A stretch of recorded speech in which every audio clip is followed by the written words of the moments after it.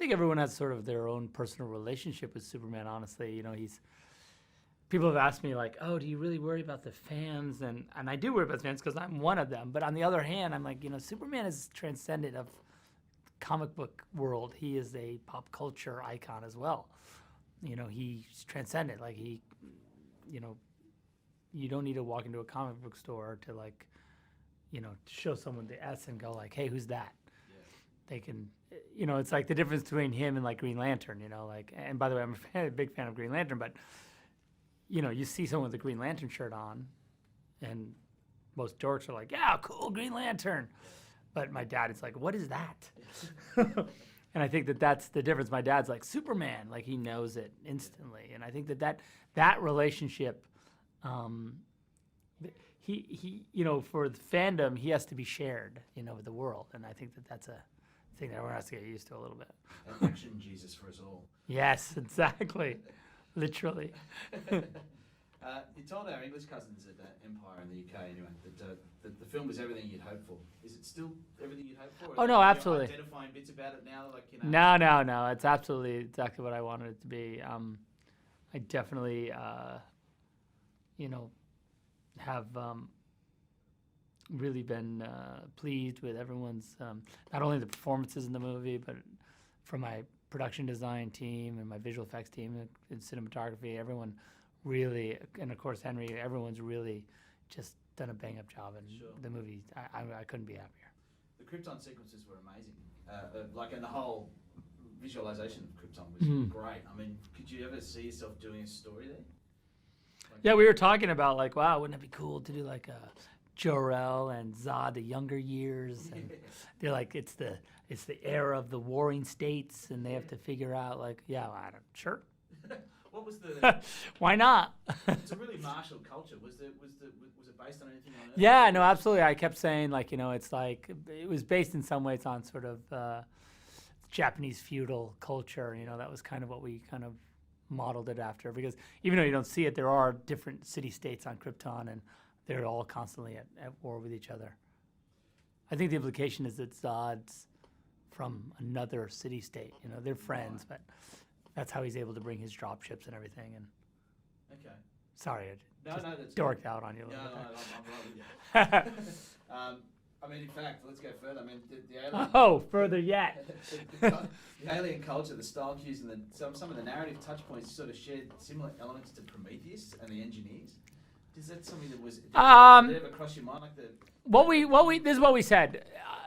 I think in Prometheus, the implication is that life itself came from the stars, right? Yeah. Where I feel like what we were saying is that, I think if you look carefully, and I don't even know what it means, but when you go to the scout ship and we know that it's like 30,000 years ago or 20,000 years ago that the scout ship landed, which kind of coincides a little bit with sort of human cultural like growth and expansion. Yeah. Also, if you notice when Clark is looking around and he sees the dead Kryptonians, there's one bed is open and it's empty. Where is that? I don't know. Yeah. Somewhere, possibly. Yep. Maybe he got stabbed by like a kryptonite spear or something. His villagers just killed him in his sleep. Who knows? Ancestor of Genghis Khan. Possible, right? Diluted through the bloodline. Yeah, now he's just barely strong. He's just a strong guy now. There seemed to be a really great take on fathers and sons in this as well, and even like the society from Krypton is virtually fatherless because they're eugenically, farmed. I guess these babies. I mean, were you trying to tell a father-son story? Yeah, I really was. An adoption story, a father-son story, a story of how unconditional love of a parent, it can be one of the most powerful things. More powerful than a Superman if you, if harnessed correctly. Absolutely, that was really a big part of the movie and a big part of the why of the movie. You couldn't make a Superman movie without understanding sort of what makes him tick, and I think that's what we really try to go after as hard as we could. Yeah, sure. So, Justice League, any news? Are you going to be involved? You must be involved in some manner. Anything? Here's the thing. Have you said this a few times now? No, it's different. Yes, I've said it a few times, but I think that it's important to talk about because you know, I've said that Superman, the Justice League is a top-down affair, in my opinion. You know, you got to, there's two things you got to do. One, you've got to get Superman's house in order, right? And two,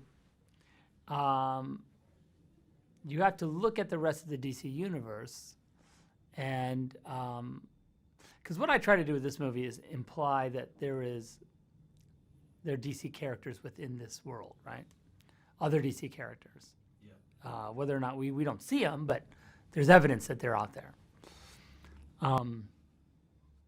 So